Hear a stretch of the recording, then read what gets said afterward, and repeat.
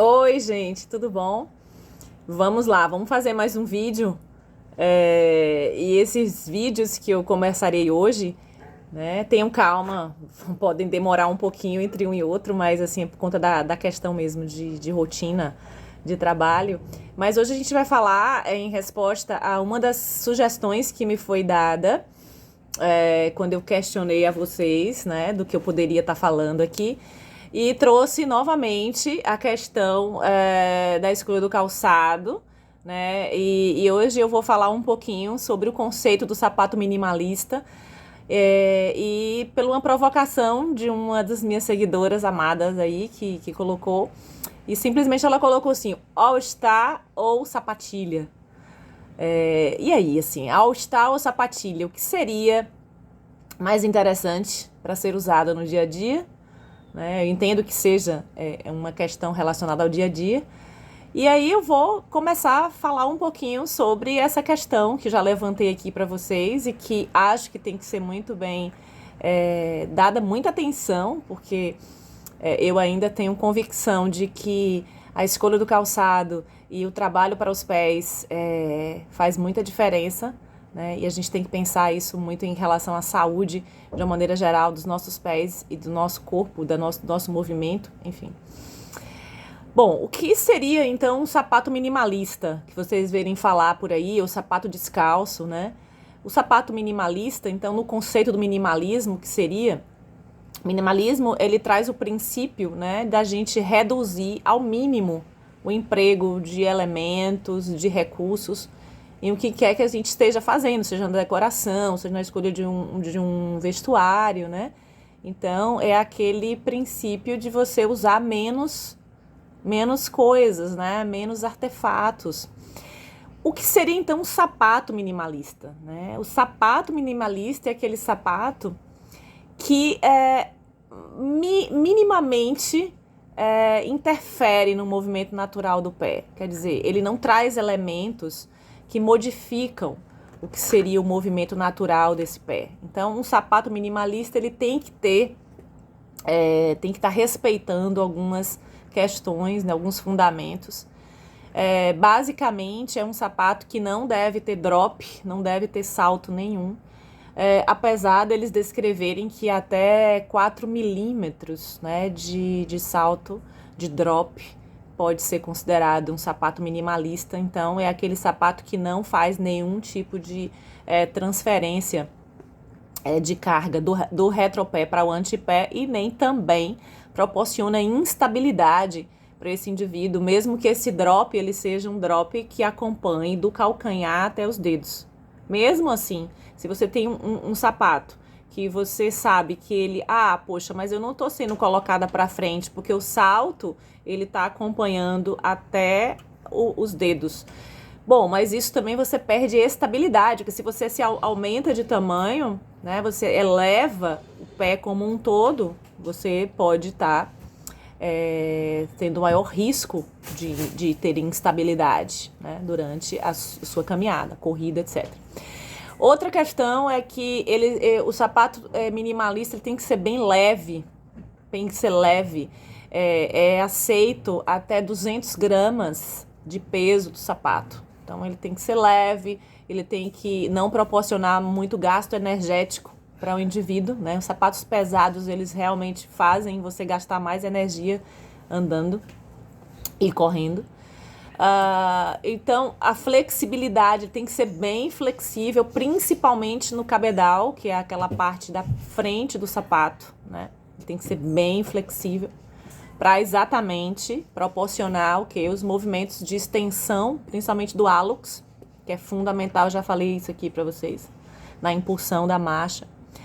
Ele deve ter uma caixa dos dedos, né? O próprio cabedal largo, né, acompanhando a anatomia do pé e não o contrário, né? Eu já falei disso aqui, não vou repetir.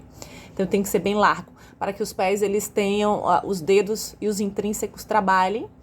Não pode ser o hálux, ele não pode ter pouco espaço anterior na frente dele, porque para que ele não seja também esmagado durante a caminhada. E também esse sapato ele deve dar ao paciente ou ao indivíduo a sensação de pé descalço, digamos assim, não tem nada que modifique. Então, o uso de um sapato minimalista para uma atividade física não é uma coisa fácil, né? E ninguém acredita que indivíduos que foram habituados a utilizar sapatos muito confortáveis, sapatos que têm amortecedores. Não deve ter amortecedor nenhum no sapato minimalista. Então, amortecedores, né? Drops, sapatos que ficaram justos, né? Fazendo com que houvesse o enfraquecimento desses músculos intrínsecos, né? Então, não é fácil pessoas que utilizaram isso e que estão com fraqueza muscular, né? Que estão com encurtamento de panturrilha, simplesmente trocarem esses sapatos, né, para os minimalistas e acharem que podem não ter nenhum sintoma, né? Há sim a necessidade de uma transição, há sim a necessidade de uma readaptação. E isso tem que começar, né? Então eu costumo dizer que assim, é um bom começo se você já utiliza isso no seu dia a dia ou utiliza isso em alguns momentos, principalmente momentos de lazer, né? Volto a dizer que também andar descalço é muito bom para isso, para trabalhar essa musculatura.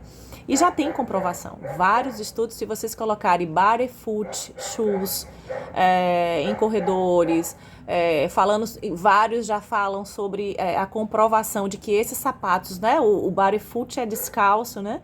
Ele já realmente proporciona maior trabalho muscular dos intrínsecos. Por quê? Porque ele geralmente não interfere muito, né, na questão da função desse pé. Então, o pé ele é feito para trabalhar os músculos. Nós temos 25 músculos intrínsecos, fora os extrínsecos, né? Porque são músculos intrínsecos, são aqueles músculos que eles originam e se inserem no pé.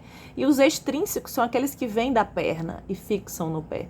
Então, assim, são muitos músculos. E esses músculos, eles estão sendo inibidos quando eles estão muito confortáveis, né? Então, aqueles sapatos maravilhosos, cheios de amortecedores, né, apertados, esses pés, eles se acostumam àquilo. É gostoso, todo mundo gosta de ter um sapato confortável. Mas entenda, esse conforto, às vezes, ele faz com que você tenha uma inatividade dos músculos, né? Então, isso serve para colar cervical. Hoje, ninguém vai usar um colar cervical para melhorar a dor cervical, né? Isso é uma outra coisa que a gente pode depois estar falando, mas assim, quando você muito protege, acredite, nem sempre essa proteção ela é benéfica. Isso serve para calçado, serve para órteses e outras situações na nossa área. Então, voltando a falar sobre o sapato da pergunta aí do All-Star e da sapatilha, eu peguei aqui o All-Star de Brenda, tá? A Brenda tem um All-Star, ama, tá? Porém, assim, ele não é um sapato completamente minimalista. Por quê? Ele pode ter alguns elementos, tá? Eu não falei sobre o contraforte. O sapato minimalista, ele não deve ter contraforte, né? Que é essa proteção, né? Esse suporte do calcanhar. Bom, aqui sim, ele tem um contraforte que favorece, né? Que quer dizer, desculpa, não favorece, que ele se enquadra no minimalista. Drop, aparentemente não dá pra gente perceber, ele tem um pequeno drop, sim, embora você imagine que esteja reto aqui, mas ele tem um pequeno drop, ele não é um sapato completamente baixo, mas aceitável, né? Não é uma coisa alta, não tem um drop muito grande. Flexibilidade, pouca, ele tem uma flexibilidade, mas não é muita flexibilidade, então ele perde em flexibilidade. E principalmente isso aqui, tá? Então ele não se enquadra muito no sapato minimalista. O sapato minimalista é minha própria aquisição, né? Eu vou falar para vocês de uma marca muito legal aí, da gringa, mas que sai um preço razoável, né? Já que a gente compra sapato aí de corrida de R$600, um tênis minimalista tá em torno um pouco menos do que isso, uns 200 ou um pouco menos, mas vale a pena, gente. Se você paga por um outro sapato, pode muito bem estar pagando por ele. Bom, aqui, ó, tá vendo?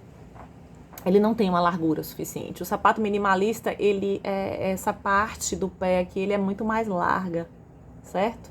Então, o All Star, ele ganha algumas coisas, tá? Ele trabalha mais o pé do que um tênis top de linha. Trabalha no sentido do que eu já expliquei, né? Da função do pé, dos intrínsecos, etc., do que um outro sapato. Então, ok.